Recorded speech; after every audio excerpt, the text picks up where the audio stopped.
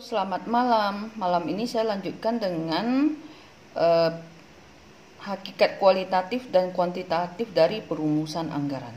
Nah, jadi secara filosofis perumusan anggaran itu adalah terdiri dari analisis matematis, tambah akal sehat, dan ditambah pengalaman. Nah, dalam kaitannya dengan analisis matematis dikatakan bahwa disadari bahwa angka-angka memang membantu manajer dalam melaksanakan fungsinya, tetapi angka itu sendiri tidak dapat melakukan apapun.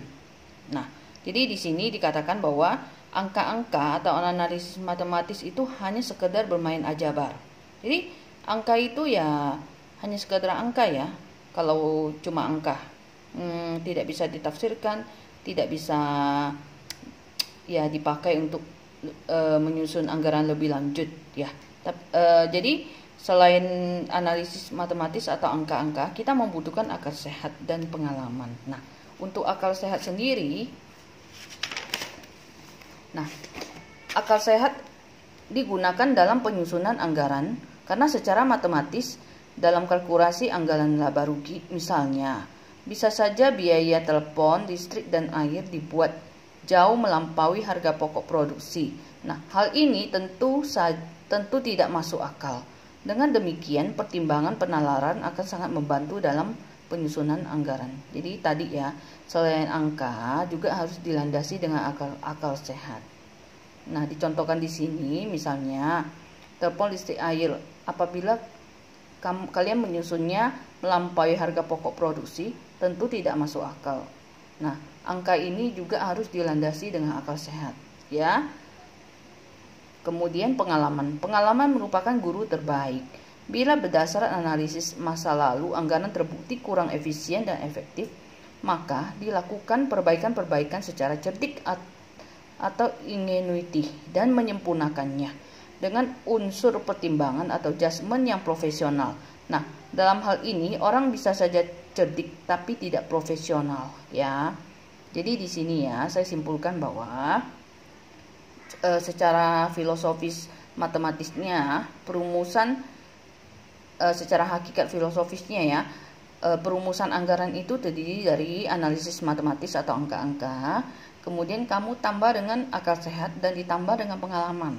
Nah, di sini artinya kamu boleh saja menyusun angka-angka, tapi angka itu harus didasari oleh akal sehat, pertimbangan akal sehat atau sesuai dengan mendekati realita, dan ditambah lagi dengan pengalaman ya, pengalaman tahun lalu dan sebagainya ya.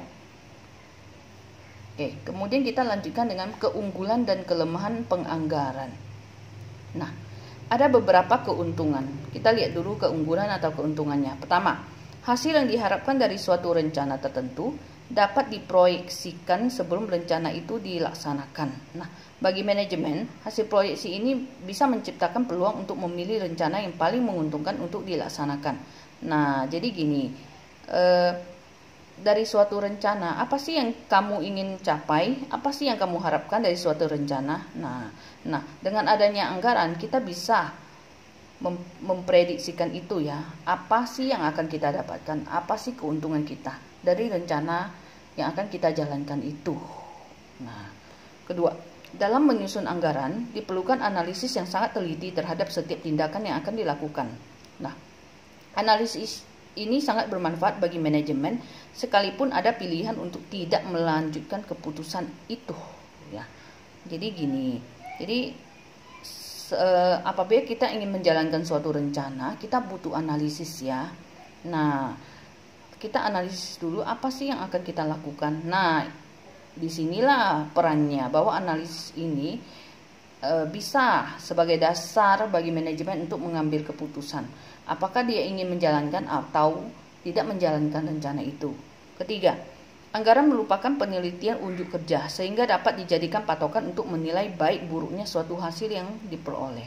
Nah, jadi dengan anggaran kita bisa menjadikan itu patokan ya untuk menilai baikkah burukkah dari suatu rencana yang sudah kita jalankan gitu. Jadi ada patokan atau dasar penilaian bagi kita ya.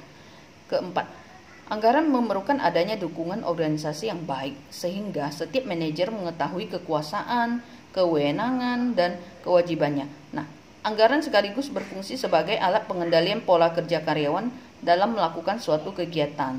Nah, jadi di sini maksudnya dengan adanya anggaran, manajer itu bisa mengendalikan pola kerja karyawannya, ya. Mengendalikan pola kerja, mengatur karyawan, mengkoordinasikan karyawannya, sehingga manajer itu juga bisa mengetahui sejauh mana kewenangan, kewajiban, dan kekuasaannya, ya. Jadi lebih ke alat pengendali bagi manajer untuk mengendalikan karyawannya, ya, atau untuk mengatur kegiatan karyawannya. Kelima, mengingat setiap manajer dan atau penyelia dilibatkan dalam penyusunan anggaran, maka memungkinkan terciptanya perasaan ikut berperan serta. Nah, jadi dengan adanya anggaran, hal ini akan menciptakan perasaan ikut berperan serta, ya, bagi apakah bagi manajernya, supervisor atau penyelianya, dan bahkan bagi bawahan. Nah, jadi dalam menyusun proses penyusunan anggaran itu melibatkan banyak, ya, yaitu bawahan, manajer, penyelia. Nah, di sini karena mereka sama-sama menyusun anggaran, dilibatkan, ya, maka akan tercipta rasa memiliki, rasa ikut berperan aktif dalam perusahaan, ya. Nah, itu 5 keunggulan atau keuntungan dari penganggaran. Nah, selain keunggulan, juga ada kelemahan penganggaran. Nah, ada 4, kita lihat, ya. Pertama, untuk dalam menyusun anggaran, penaksiran yang dipakai belum tentu tepat dengan keadaan yang sebenarnya. Nah, itu kelemahannya, ya. Kita kan menggunakan taksiran, ya.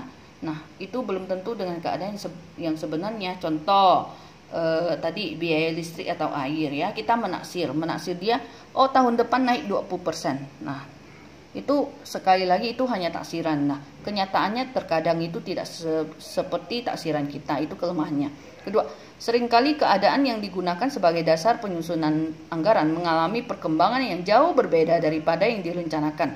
Hal ini berarti diperlukan pemikiran untuk penyesuaian. Kemungkinan ini menghendaki agar anggaran disesuaikan secara berkesinambungan dengan kondisi yang berubah-ubah, agar data dan informasi yang diperoleh akurat. Nah, gini. Nah, jadi keadaan yang kita gunakan sebagai dasar dalam menyusun anggaran itu kadang-kadang mengalami perkembangan. Contoh, ya, kondisi pandemi COVID, ya.